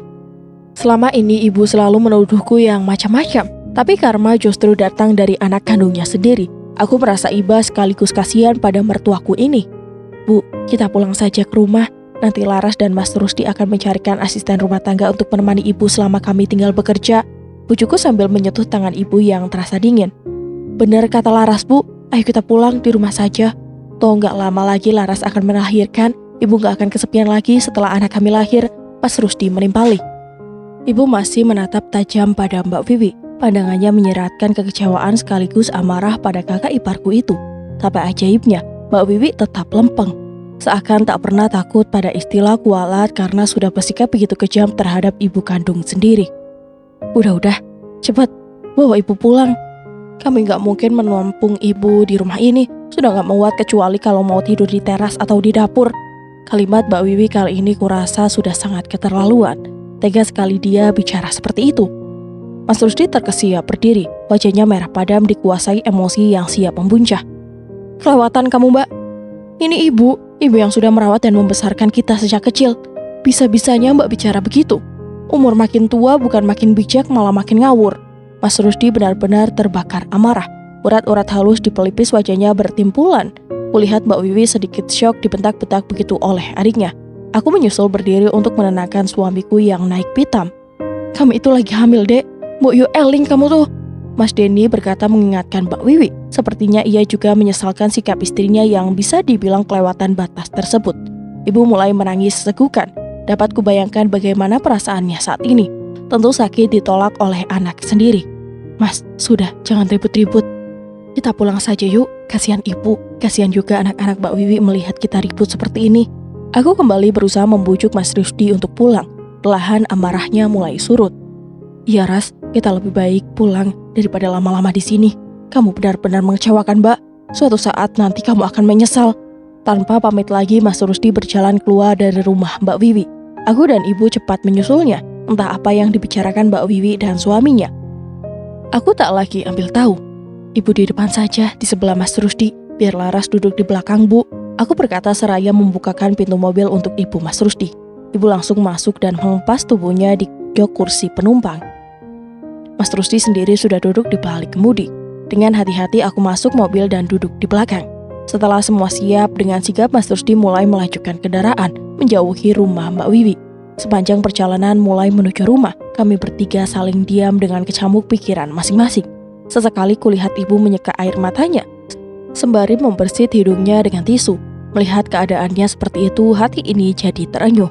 Sedari kecil aku dididik oleh mama dan papa untuk menjadi orang yang punya empati terhadap orang lain. Kedua orang tuaku membesarkan aku dan Mbak Niken dalam kehangatan serta penuh kasih sayang. Jika satu anggota keluarga tersakiti, maka yang lain pun akan merasakan sakitnya. Kami terbiasa saling menjaga dan melindungi, selagi itu di jalan yang benar. Heran saja aku dengan kejadian tadi, terutama sikap Mbak Wiwi yang bisa dibilang durhaka pada ibunya. Nauzubillah, semoga tak ada zuriatnya kelak yang bersikap seperti itu, ya Allah. Tiba di rumah, aku biarkan saja ibu yang langsung mendahului kami masuk ke kamarnya. Mas Rusdi kelihatan masih kesal dengan kejadian tadi. Ibu Masti sangat sedih melihat sikap Mbak Wiwi, ya Mas. Ucapku begitu kami berdua sudah berada di kamar. Mas Rusdi menghela napas berkali-kali, mungkin dengan maksud meluapkan kekesalannya yang masih terpendam. Itu juga sebenarnya teguran buat Ibu Ras, ucapnya yang membuatku sedikit tersentak. Aku bertanya sembari menatapnya heran, bingung dengan maksud ucapannya barusan. Maksudnya Mas? Kembali Mas Rusdi menarik nafas lalu menghembusnya kuat, seraya mengenyahkan diri di atas kasur empuk kami. Iya, itu teguran buat ibu yang selama ini sudah bersikap tidak adil padamu. Dengan menantu yang baik dan sayang padanya, ibu malah membenci kamu tanpa sebab. Tapi ternyata ia mendapat balasan dari Mbak Wiwi, ada kajungnya sendiri. Jelas Mas Rusdi panjang. Aku hanya mengangguk, mencerna serta merenungi apa yang dikatakan suamiku itu. Dan memang kurasa benar apa yang dikatakannya. Selama ini ibu selalu menuduhku yang tidak-tidak. Sikapnya tak pernah ramah padaku. Segala celah untuk menyalahkanku selalu ia cari-cari. Dan dia bahkan berniat memisahkanku dari Mas Rusdi. Tapi ya sudahlah, itu semua sudah berlalu. Aku telah mengubur dalam semua kisah buruk ini dan kini luka hatiku perlahan sembuh. Aku menghela napas, lalu menoleh menatap suamiku yang terparkur diam sambil memandang langit-langit kamar. Aku sudah tak mau mengingat-ingat semua itu, Mas. Tolong jangan dibahas lagi ya. Aku yakin suatu hari nanti ibumu pasti akan terbuka hatinya dan bisa menyayangiku serta calon anak-anak kita, Mas. Ujarku sambil membelai perut yang masih tampak rata ini. Baru masuk 3 bulan usia kandunganku saat ini. Mas Rusdi menatap lembut ke arahku. Ada sorot kekaguman yang ia tunjukkan lewat pancaran mata. Kamu banyak berubah sekarang, Ras. Gak lagi high temper kayak dulu, ucapnya kemudian. Ganti aku yang tersenyum malu. Ku akui, dulu aku memang mudah marah dan emosian. Tidak bisa diam dan terima begitu saja jika merasa harga diri ini diusik. Tapi sekarang, baru aku menyadari bahwa ini semua adalah ego dan kesombongan belaka sebagai manusia. Sebentar lagi aku akan menjadi seorang ibu, menjadi orang tua, Mas. Bagaimana aku bisa mendidik anak jika mengandalkan diri saja aku tidak mampu? Sedangkan seorang ibu adalah madrasah pertama bagi anaknya. Bagaimana aku kelak menanamkan nilai-nilai luhur kehidupan pada anak kita jika aku sendiri miskin adab? Mata suamiku tampak berkaca-kaca oleh bulir air mata yang membentuk di pelupuk matanya. Disentuhnya kepalaku lalu dibelainya lembut rambut panjangku yang melewati bahu. Kamu pasti akan jadi ibu yang hebat sayang. Mas bangga memilikimu, ujarnya penuh sayang. Bu, Laras berangkat kerja dulu ya, ujarku berpamitan pada ibu. Kami baru saja selesai harapan, Mas Rusdi sudah berangkat beberapa saat yang lalu. Tak seperti biasanya, wajah ibu seakan melunak sekarang jika melihatku atau ketika ku ajak berbicara. Tanggapannya tidak lagi ketus. Iya, hati-hati Ras, jangan ngebut, pesannya saat aku usai mencium punggung tangannya. Rasa bahagia seketika menyelinap di kalbu. Ibu tak lagi sinis gini. Iya bu, oh iya, nanti kalau karyawan catering Mbak Rini datang, ibu bilang saja mau menu apa untuk makan malam nanti ya. Ibu mengangguk, masih tanpa senyum, tapi gurat angkuh itu sudah tidak ada, lenyap entah kemana. Ya sudah bu, Laras berangkat, Assalamualaikum. Aku menutup obrolan lalu bergegas keluar menuju mobil yang terparkir di halaman. Cie, ibu hamil, mukanya sumringah bet.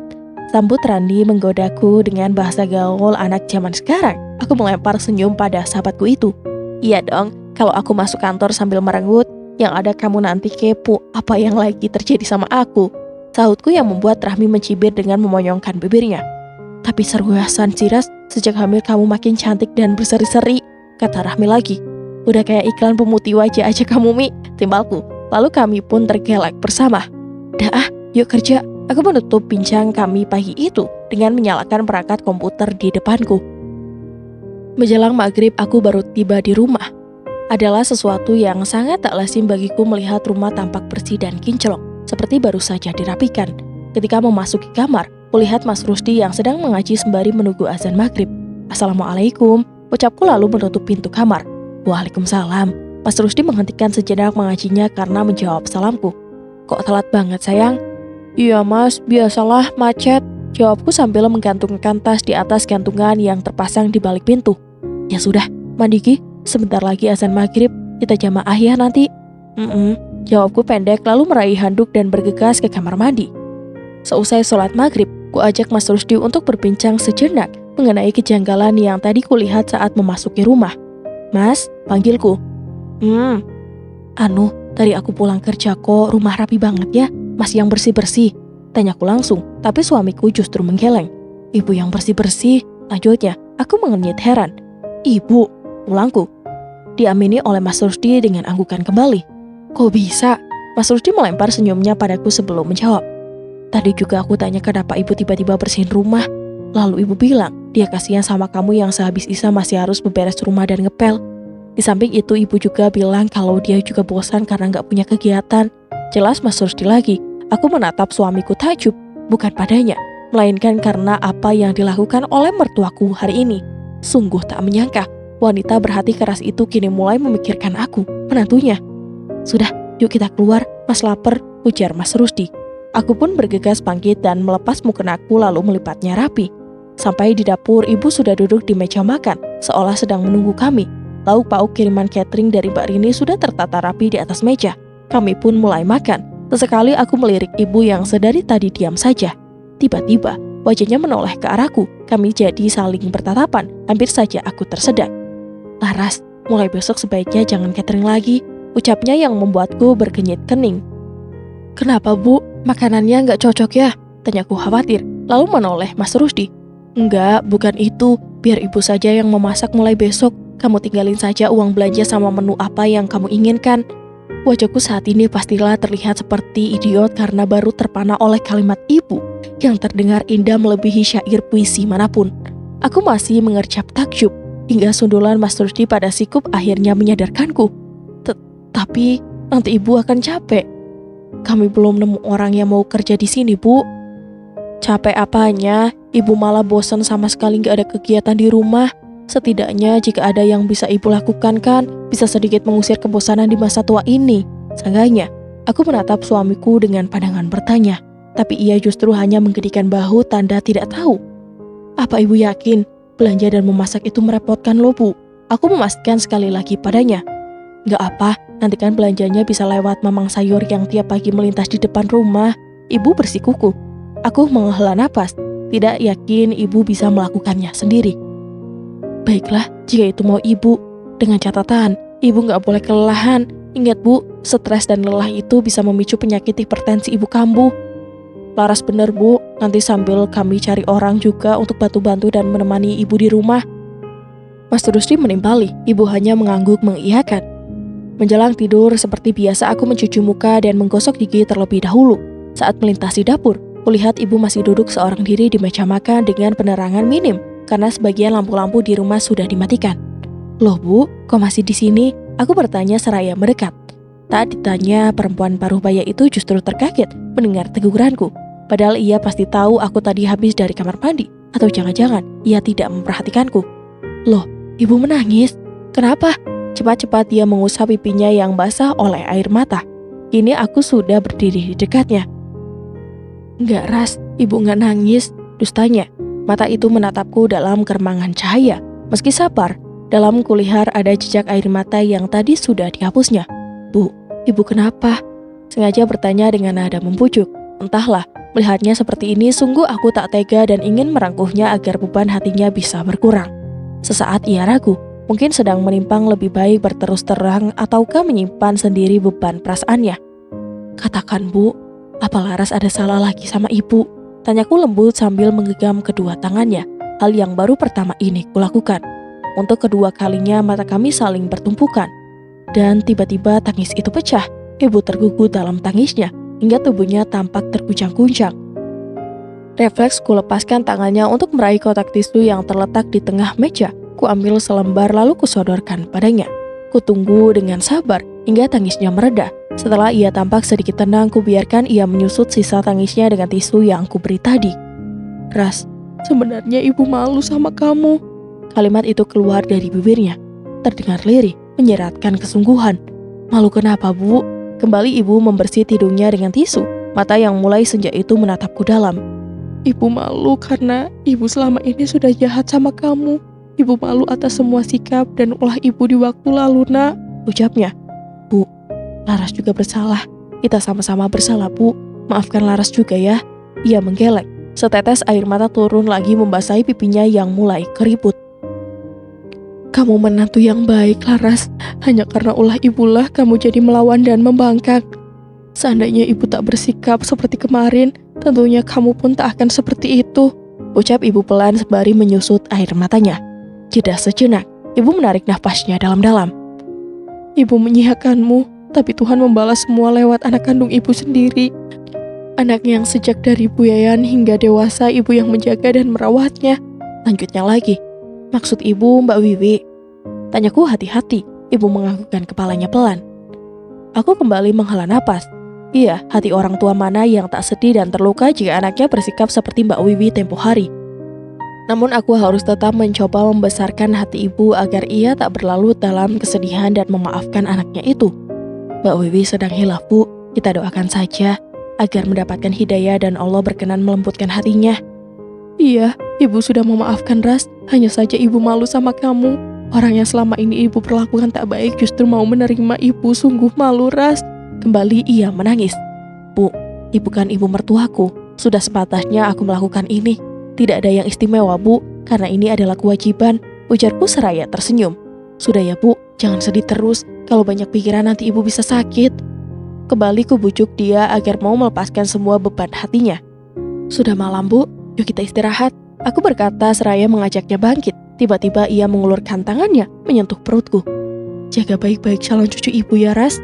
Iya bu, insya Allah. Ku antar ibu kembali ke kamarnya sebelum aku kembali ke kamarku sendiri. Sejak malam itu, sikap ibu mulai berubah drastis. Ia yang biasanya murung dan tak banyak bicara, kini seperti menjelma menjadi sosok baru yang ceria, aktif, serta sangat perhatian padaku juga pada kandunganku. Tak hentinya, aku berucap syukur perubahan sikap ibu sungguh membahagiakan. Hal seperti inilah yang sejak dulu kuimpikan, hidup damai berdampingan satu atap dengan mertua. 2 bulan kemudian, kami mendapatkan seorang asisten rumah tangga melalui bantuan Rahmi. Lagi-lagi sahabatku itu berjasa padaku. Dengan kehadiran asisten rumah tangga itu, ibu pun semakin menemukan gairah hidupnya karena tak lagi tinggal sepi sendiri kala aku dan Mas Rusdi pergi bekerja mencari nafkah. Iva, seorang gadis muda tempatan SMP namun sangat cakap dalam pekerjaannya. Gadis itu juga sopan dan pakaiannya senantiasa tertutup. Tak terasa, kandunganku sudah mulai menginjak 9 bulan. Aku mulai kepayahan menjalani aktivitas sehari-hari, baik di kantor maupun di rumah. Pulang pergi kerja pun aku selalu diantar suami sekarang. Mas Rusdi tak mengizinkanku berkendara sendiri sejak usia kehamilanku masuk 6 bulan. Ibu juga makin telaten mempersiapkan makanan bernutrisi untuk kukonsumsi agar bayi dalam kandungan semakin sehat dan kondisi fisikku sendiri tetap prima. Begitupun Mama dan Mbak Niken yang sering menjenguk untuk memantau kondisiku. Maklum saja, ini adalah pengalaman pertama buatku. Dan syukurlah, kehamilanku ini pun tak rewel. Mual muntah hanya terjadi di 2 bulan usia kehamilan. Selanjutnya semua lancar-lancar saja. Makan pun tak pilih-pilih. Performa kerja di kantor pun tetap bagus. Kalau kata orang Jawa, hamilku ini disebut hamil kebo. Terserahlah, apapun itu. Yang penting bayiku lahir sehat, selamat, sempurna. Ras, apa nggak sebaiknya kamu cuti saja? Udah 9 bulan loh. Ujar ibu saat kami sedang duduk santai di depan TV. Mas Rusdi mengalihkan wajah kepada kami, lalu menambahkan, aku setuju sama ibu Ras, sebaiknya kamu ambil cuti agar bisa istirahat buat persiapan persalinan nanti. Setelah aku timbang-timbang, omongan mereka ada benarnya juga, apalagi beberapa waktu belakangan aku mulai merasakan kontraksi palsu. Iya mas, bu, besok akan kuomongkan pada atasanku. Keduanya tampak lega dengan keputusanku yang menuruti kemauan mereka. Toh ini juga demi kebaikanku sendiri.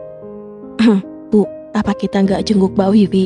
Kan dia juga sedang hamil, pasti sudah besar juga kehamilannya itu. Aku berkata sambil menatap mata ibu. Yang kutatap justru memalingkan wajah. Mendadak aku takut salah bicara dan membuat mood ibu jadi buruk. Mas Rusdi memberi kode padaku untuk mengalihkan pembicaraan. Maaf ya bu, bukan maksud Laras membuat ibu tersinggung, ujarku kemudian. Ibu menghela nafas yang terdengar berat. Mungkin ibu masih sakit hati pada iparku itu, tapi aku yakin di dalam hatinya juga menyimpan kerinduan pada anak perempuan satu-satunya tersebut. Dini hari aku terbangun karena perutku terasa sangat mulas hingga membuatku berkeringat dingin. Apa jangan-jangan aku sudah waktunya melahirkan? Kalau menurut perkiraan dokter, harusnya aku melahirkan masih 6 hari lagi, tapi mungkin saja bisa maju atau mundur. Kutahan dulu rasa mulas ini sesaat sambil meremas selimut yang menutupi tubuh. Mas Rusdi masih terlelap di sampingku. Kulihat jam dinding baru menunjukkan pukul 3 dini hari, lewat 15 menit. Keringat dingin mulai membasahi punggung, disertai rasa nyeri yang hilang timbul. Menahan sakit di perut hingga pinggul ini lama-lama menyiksa juga. Keringat dingin mulai membasahi punggung, leher, dan dahiku. Hingga tanpa sadar aku pun bergerak-gerak gelisah. Ingin menangis tapi takut membangunkan Mas Rusdi. Akhirnya bibir pun hanya bisa mengucap istighfar sambil menarik nafas berkali-kali. Ketika jarak antar rasa sakit itu kian dekat, juga cepat, dan mulai menyentak-nyentak, aku hampir mulai kehilangan kewarasan. Kuputuskan untuk turun dari tempat tidur, berjalan hilir mudik di dalam kamar sambil memegang pinggang. Ya Allah, begini sakitnya, keluhku dalam hati. Jadi ingat pada sebuah tulisan yang pernah aku baca, bahwa ketika perempuan melahirkan maka rasanya seperti seluruh tulang-tulang di tubuhnya dipatahkan bersamaan. Kulirik jam dinding lagi. Sudah setengah jam berlalu aku tersiksa bersama rasa sakit ini sendirian. Tanpa sadar, air mata ini meleleh. Aku memposisikan tubuh setengah berjongkok dengan posisi kedua tangan tertumpu pada meja TV di kamar. Mulas ini serasa di puncaknya dan aku bertekad hendak membangunkan Mas Rusdi yang masih terbuai di mimpi. Namun belum aku melangkah, sesuatu terasa tiba-tiba keluar dari kemaluan ini, berbentuk cairan dan berlimpah. Aku seperti sedang mengompol. Ah! Teriakanku otomatis membangunkan suamiku. Ia terperanjang kaget karena lelapnya dan makin terkejut mendapati keadaanku saat ini. Laras!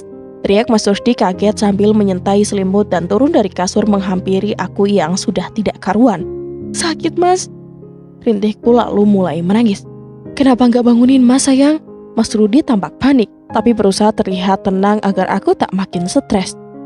Kita ke rumah sakit ya, ayo mas bantu. Ia memapahku keluar kamar. Sebelum membuka pintu utama, ia terlebih dulu ke kamar ibu dan mengetuk pintunya pelan. Tak lama, ibu keluar dengan wajah mengantuk. Ada apa, Rus? Bu, aku mau bawa Laras ke rumah sakit. Sepertinya dia sudah mulai mau melahirkan. Penjelasan Mas Rusdi seketika melenyapkan ekspresi kantuk di wajah ibu.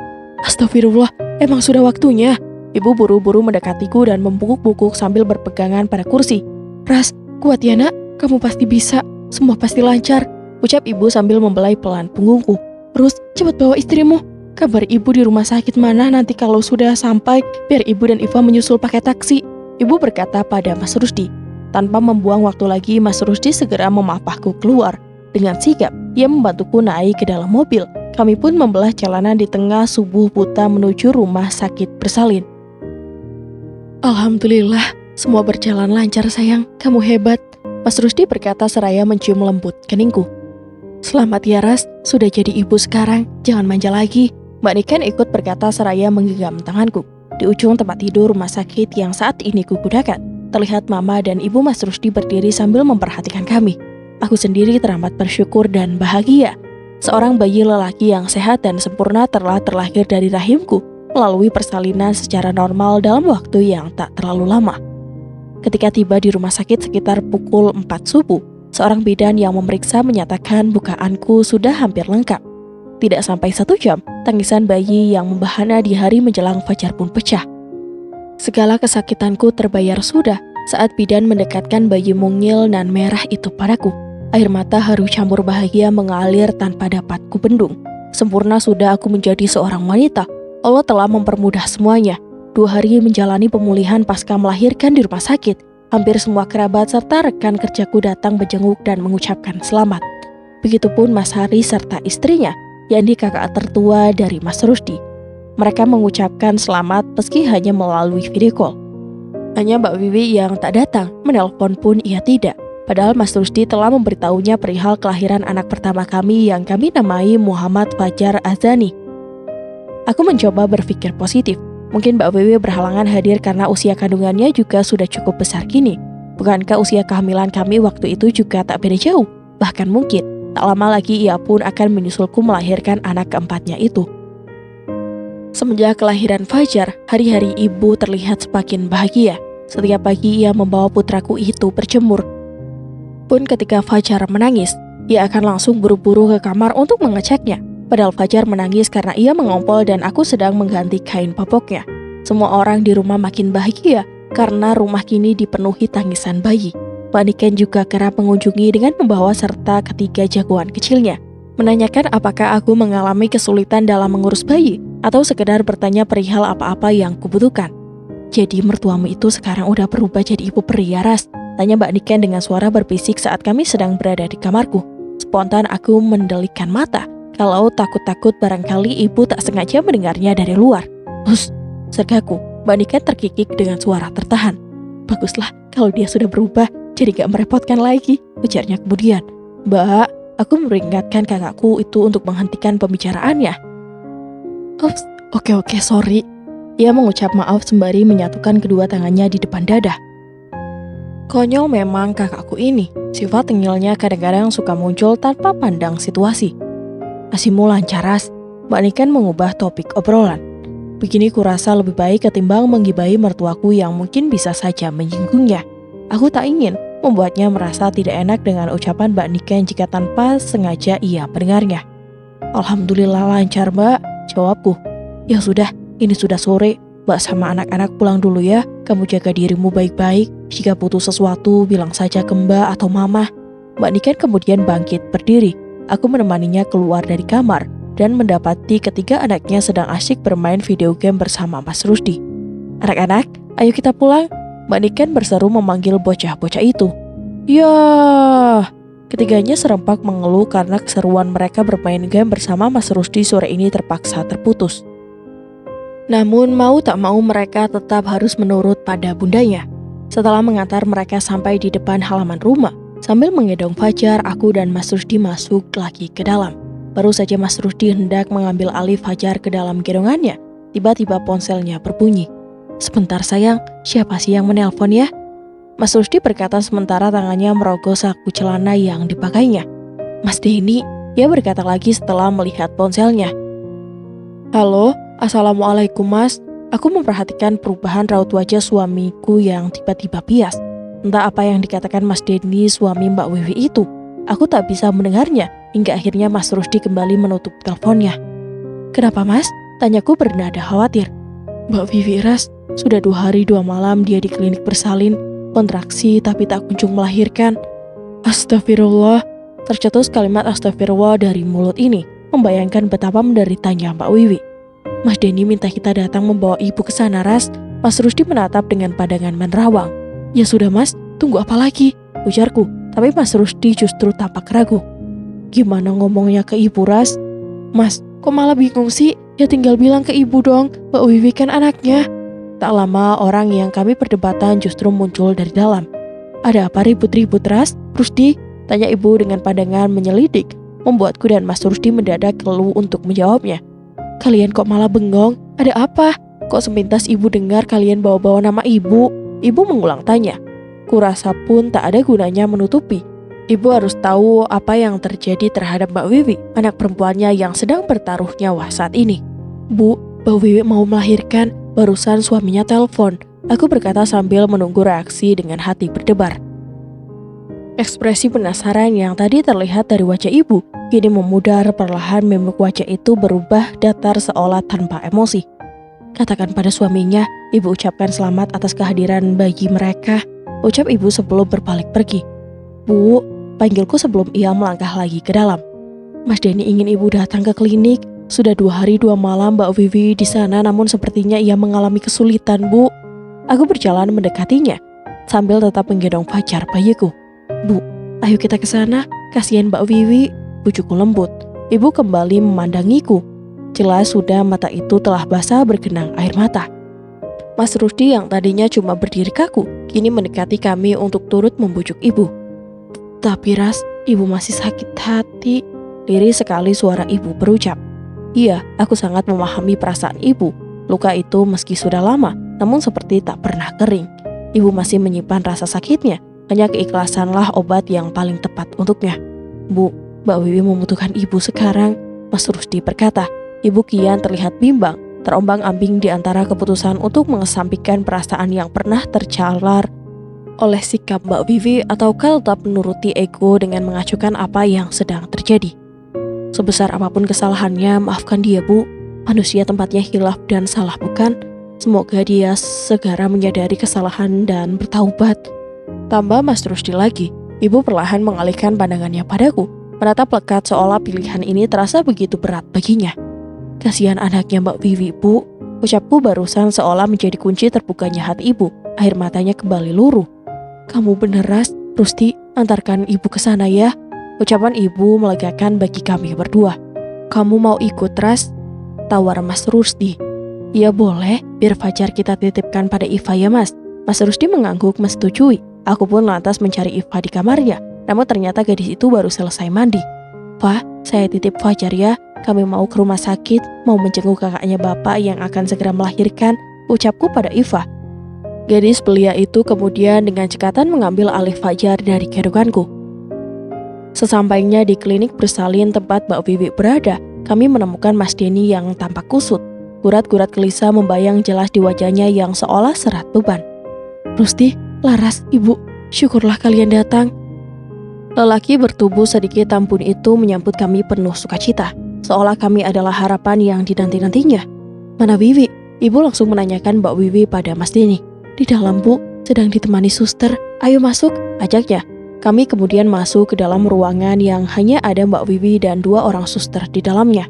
Melihat ibunya datang, Mbak Wiwi yang tadinya menangis campur merintih, tiba-tiba tidak bisa membendung tangisnya. Wajah perempuan itu tampak pucat bercampur lelah. Ia menangis sambil tangannya berusaha menggapai ibunya. "Ibu, maafkan Wiwi, Bu. Sakit, Bu." Ibu menggenggam tangan Mbak Wiwi, membisikkan sesuatu yang entah apa, mungkin untuk menyemangati Mbak Wiwi yang sedang kepayahan. Mbak Wiwi terus mengerang sambil menangis seraya memegang perutnya. Beberapa bidan yang mendampinginya turut terlihat cemas dengan keadaan ini. Tak lama datang lagi salah satu perawat entah bidan yang langsung menghampiri Mas Denny. Mereka berdua tampak terlihat dalam percakapan yang serius.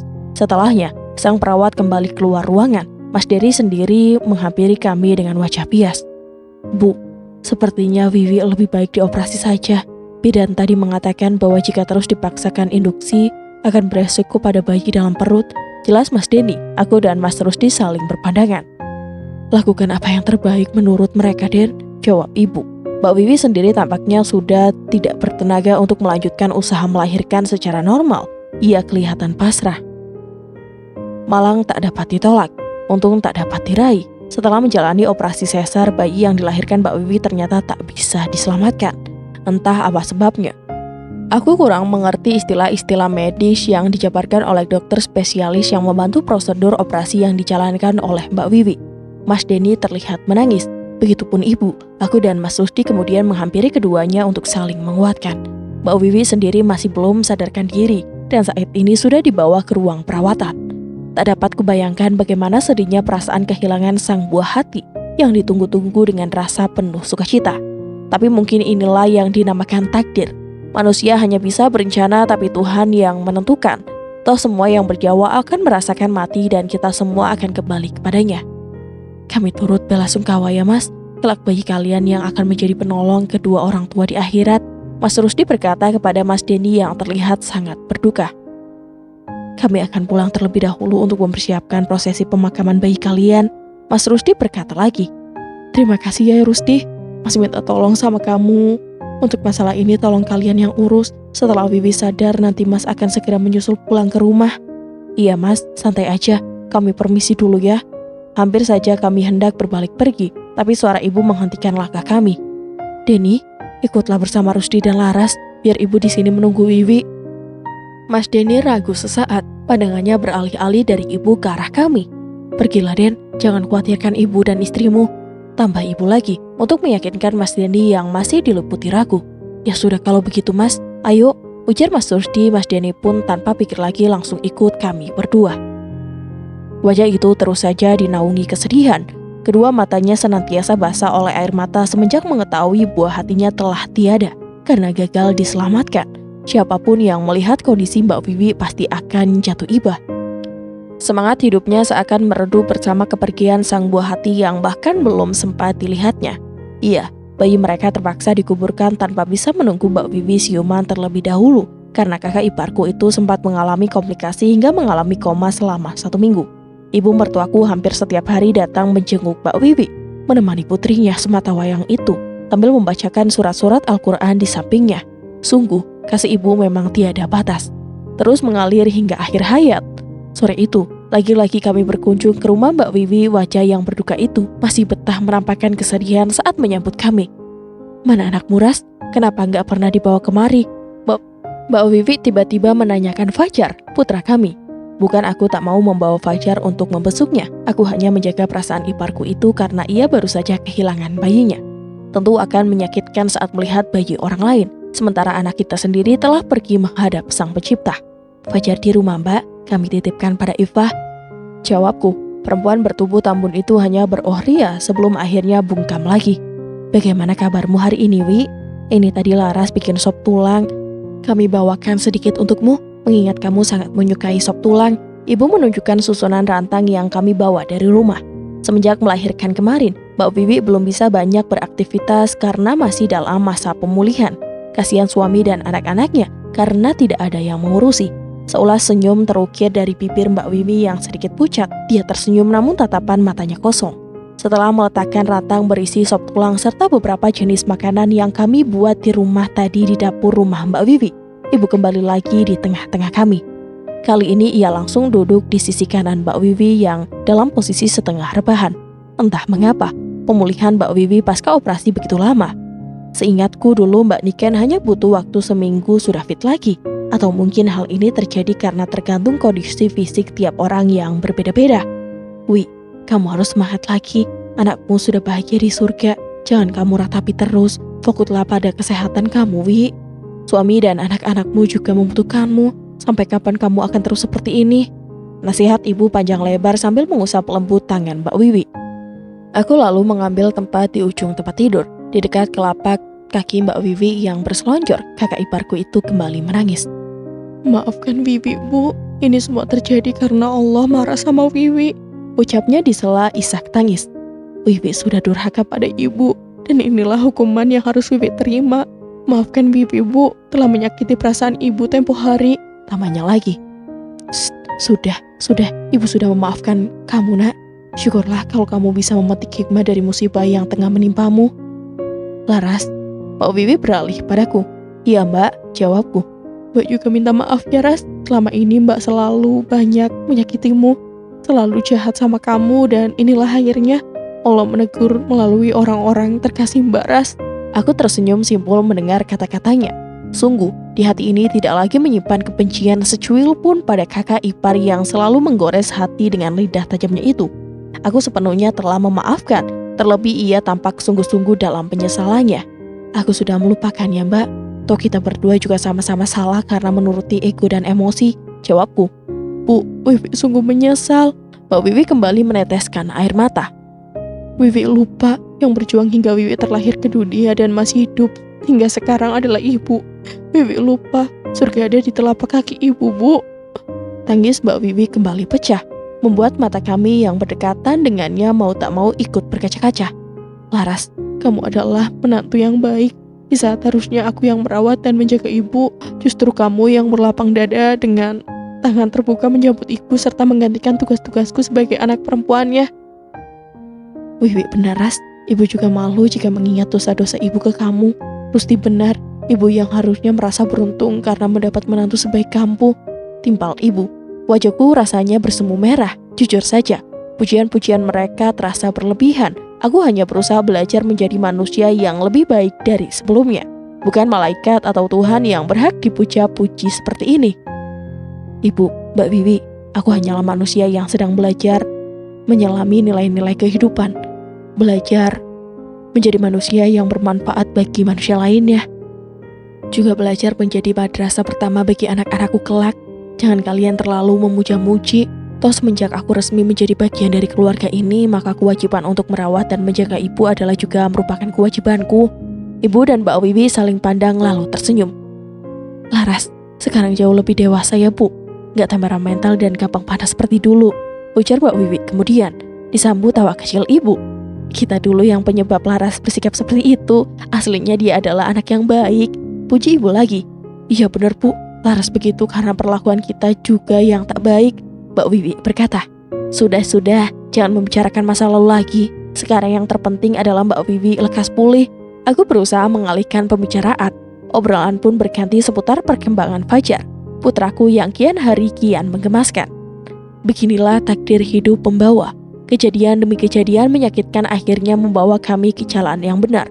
Allah punya cara tersendiri untuk menggerakkan hati umatnya. Hatiku, hati Mas Rusdi, hati ibu, dan juga hati Mbak Wiwi. Dan berakhir sudah kisah kali ini. Semoga kita semua bisa mengambil hikmahnya. Dan dari Hanu mohon maaf apabila ada salah kata dalam penyampaian cerita. Akhir kata, sampai jumpa. Wassalamualaikum warahmatullahi wabarakatuh.